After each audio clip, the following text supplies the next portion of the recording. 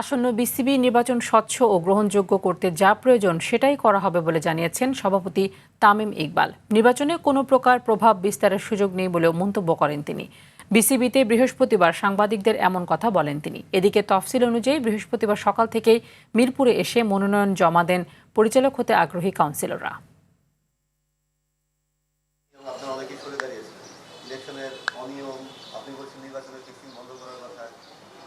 আমরা ইলেকশন নিয়ে এত কথা বলেছি, আমার আন্ডারে আমি যতটুকু পারি ফেয়ারনেস রেখে ইলেকশন করা সম্ভব ওই ইলেকশন করছি। ক্রিকেট বোর্ড থেকে ইনক্লুডিং মি কোনো জায়গা থেকে কোনো তদবির বা কোনো ধার থেকে কোনো রিকোয়েস্ট যে অমুকরে করা লাগবে আমার মনে হয় না আপনারা এটা খুঁজে পাবেন, কেউ বলতে পারবে। সো এইসব জায়গা থেকে I have given very strict instructions to all my team man যে এইসব ধরনের আমরা কোনো কিছুতে সাথে জড়াবো না।